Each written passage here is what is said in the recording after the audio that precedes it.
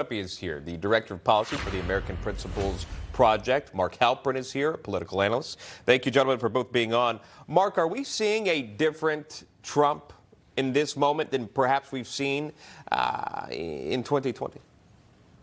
Sean, we're all reading the Mar-a-Lago tea leaves to try to understand how Donald Trump's going to come into this. Is he going to be the Trump who is bold and bodacious and braggadocious? Or is he going to be someone who's a little bit more calm, a little bit more introspective, perhaps? Let Trump be Trump is always a good rule for the folks who work with him.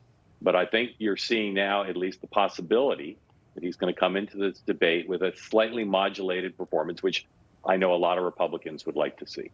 I thought it was just the setting of that discussion. The former president was on a Zoom call, and we kind of got to watch and see how that dynamic played out, which is really interesting and also very transparent, open to the public. He's answering questions about things. You compare that to President Biden right now, who's in Camp David.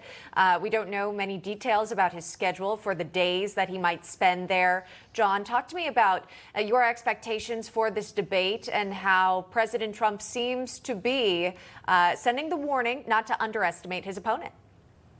Well, I think that's really smart for Trump to recognize that Biden has been a pretty good debater. And, you know, we look to Trump's history on debates.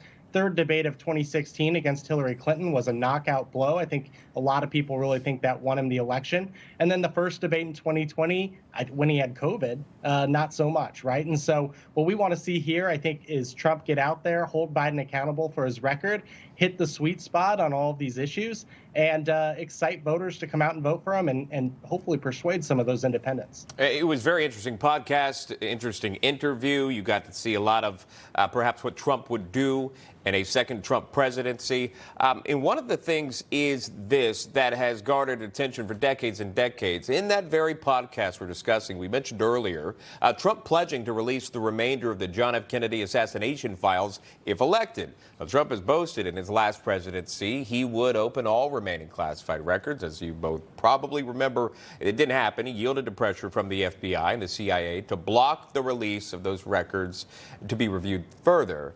So again, never happened, but this, of course, comes more than 5 decades after Kennedy was killed in Dallas in '63. Here's that. They asked me not to do it, and I'm saying, why? Tell me why. And they said, sir, I think it needs a little more time. And I released a lot, but I said, if they feel so strongly, I respect the people and would have done that again.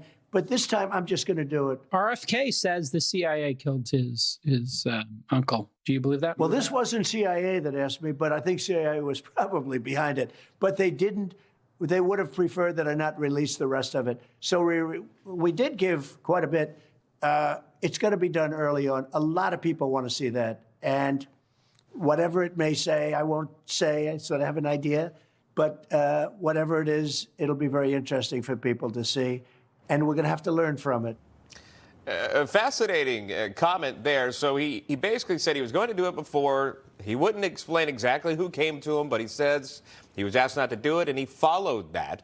But in this moment, he's saying, no, I'm just going to go ahead and do it. And just a side note, Trump was heavily invested in the Hunter Biden laptop story. And remember, 50 former intel officials had said that was Russian disinformation. We know that is not true.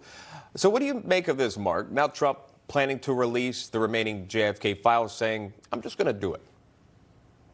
Sean, I mean no disrespect to the former president when I say if I had a nickel for every time he promised to do something like this and then didn't do it, I'd be as rich as Rob Finnerty and Rob Schmidt combined. So we'll see. But I would not hold my breath that he's going to do this. I thought it was interesting to tease. John, final thoughts to you, 15 seconds.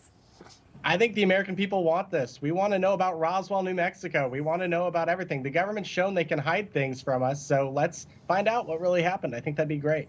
All right. We appreciate that. Again, John Schweppe, Mark Halperin joining us here on this Friday. Will there be an actual release of those files? You'd only find out after this election. Mark says no. Taking bids now. Thank you, gentlemen. We appreciate that.